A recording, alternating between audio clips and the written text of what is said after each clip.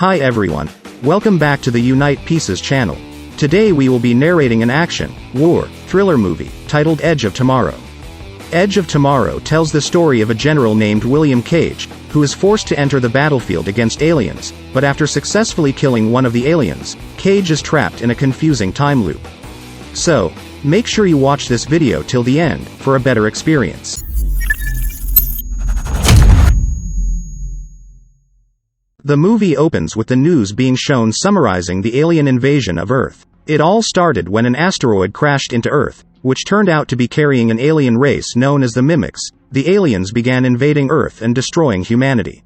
Despite the grim situation, human forces wearing advanced battle vests managed to achieve victory in the Battle of Verdun, with Sergeant Rita Vrataski as the hero for killing hundreds of Mimics. Major William Cage, of the U.S. Army, was one of the spokespersons in the news promoting Vrataski and motivating the ongoing war effort. Cage was awakened from his sleep during a helicopter ride to London, where he was to meet with General Brigham. Cage thought that the meeting was to improve the general's public image, but Cage was surprised when the general ordered him to join the first wave of troops landing on the French coast. Cage, who was a cadet in college and had no experience in the field, tried various tactics to avoid the deployment, culminating in Cage threatening the general with media exposure. At first the general seemed to relent, but his guards tortured Cage instead. Cage wakes up on a pile of duffel bags in the afternoon at Heathrow Airport, which has been turned into a military base. A sergeant shoves a boot into his hand and yells at him, before another sergeant named Farrell takes over. It turns out that General Brigham sent an order to Farrell stating that Cage had tried to defect, and has now been demoted from officer to private, which means that Cage is under the command of Sergeant Farrell, and Cage is assigned with a group of eccentric soldiers called J Squad. When Cage is introduced to them, they clearly look down on Cage, especially with his officer's uniform. After that, Farrell instructs them to train and help Cage to serve with them tomorrow. Cage was immediately taken by the squad to undergo physical training. The next day is the day of the attack and Cage is very nervous. Cage is dressed in a war vest suit, and the J Squad members don't even bother teaching him how to remove his weapon, because they are sure that Cage will die quickly.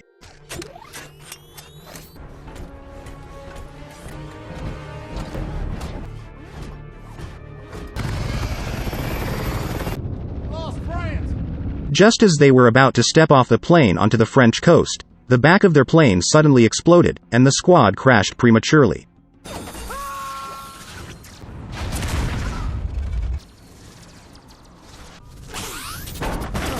Although the operation to retake Europe was supposed to be a surprise attack, the Mimics were well prepared, and quickly ambushed and slaughtered the men.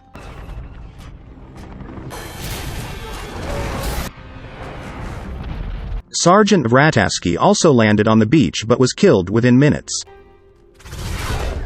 The surviving J Squad members were all killed quickly.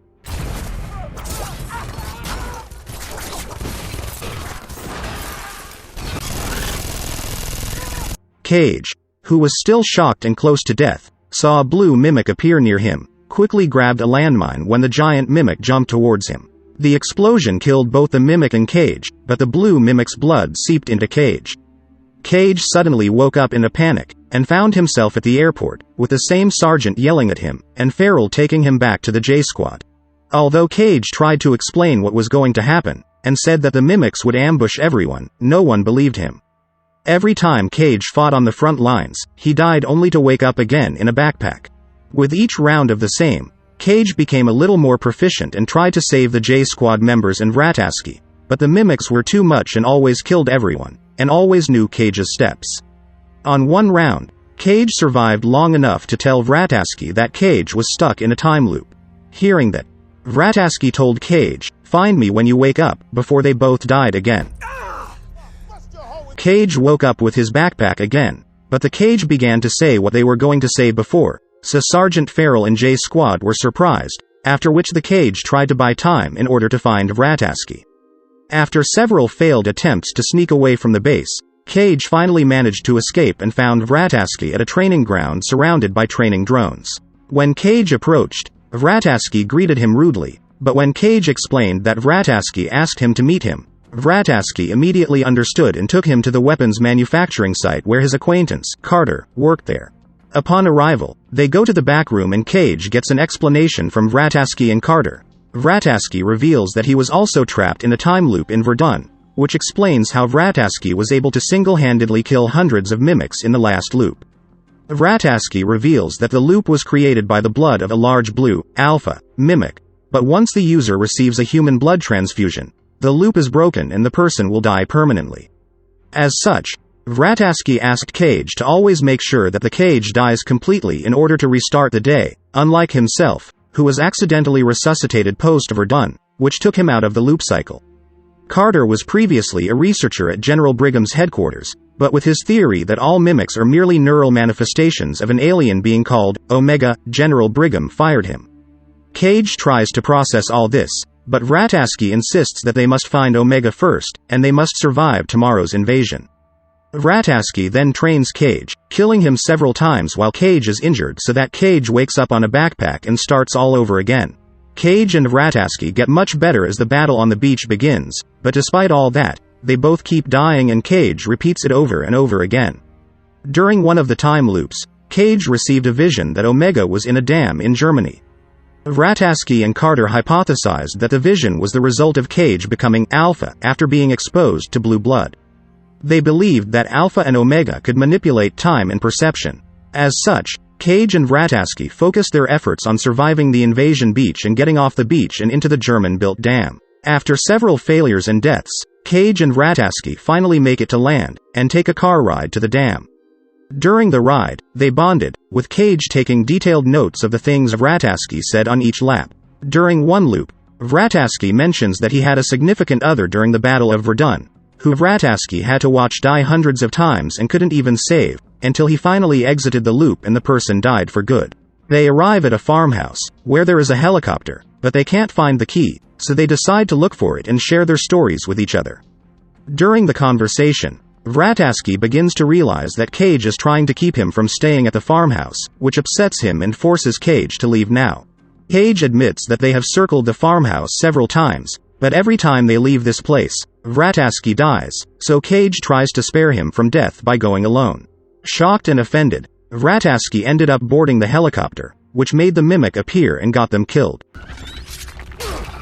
In the next round, Cage decided not to look for Vrataski and instead fled the base, hoping that all could be over. However, the mimics finally broke through the coastal defenses and started attacking London, killing everyone, thus making Cage return again. In the next round, Cage finally made it to the German dam alone, but found nothing, and finally realized that this was a trap, where the mimic deliberately injured him Therex and let him bleed to death. But in the end the Cage managed to drown himself, and made him really die. In the next round, Cage, Vrataski, and Carter put the pieces together and figure out the vision, and Vrataski's success at Verdun turns out to be a ruse from Omega. It is revealed that Omega let the humans win at Verdun to lure the humans into invading Europe, where the entire human army will be ambushed and wiped out. Those who had run out of ways suddenly remembered the tool Carter had made, which got him fired, a tool that could be used to find the location of Omega, by plugging it into Alpha's body, and that tool was their last chance, but the tool was in General Brigham's place. Vrataski and Cage shifted their focus to getting the device, and went to Brigham's office. After several failed negotiations, they finally managed to get the device and immediately fled to the car. Then Vrataski stabbed the device into Cage's leg. Cage then saw the true location of Omega, which was in the Louvre Museum in Paris. Upon seeing this, their car crashed, and the airbags immobilized Vrataski before he could kill Cage. Cage wakes up tied up in a hospital bunker, under arrest.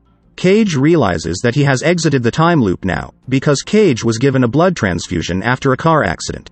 Vrataski appears and almost kills him, but Cage quickly tells Vrataski, with no more loops left and only a few hours before the fateful invasion, Cage decides to return to headquarters and find J Squad. Cage tells everything he knows, and asks them to go to Paris and find Omega. Cage's now in-depth knowledge of the J Squad and Vrataski's credibility finally convinced the J Squad, and they all got on a plane and flew to Paris. Once at the Louvre Museum, the mimics attacked their plane, and in the ensuing firefight, half of the J Squad members were killed. Cage, Vrataski, and the 3 remaining J Squad members decided to use their remaining engine power to crash the plane into the Louvre, and detonated a grenade to kill Omega. The other J Squad members sacrifice themselves in the battle, and Cage and Vrataski make it inside the museum.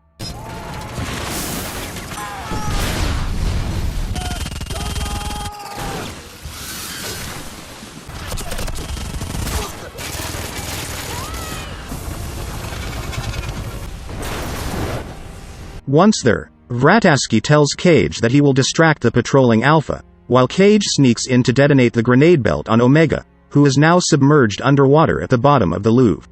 Vrataski says that neither of them will survive this battle. They then share a kiss.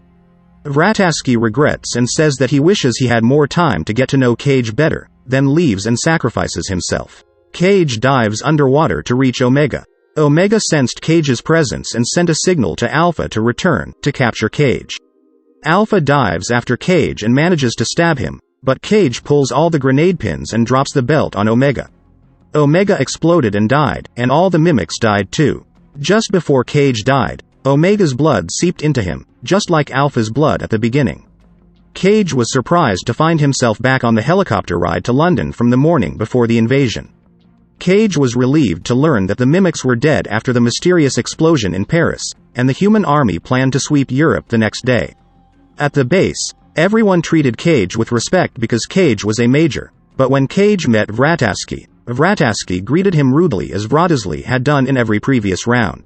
Cage smiled broadly as he realized that he had finally managed to break the time loop and save humanity.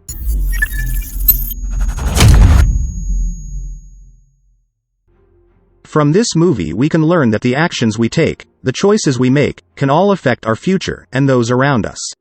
Never give up and look for solutions to get out of any problem, and never give up. Thanks for watching, and see you tomorrow.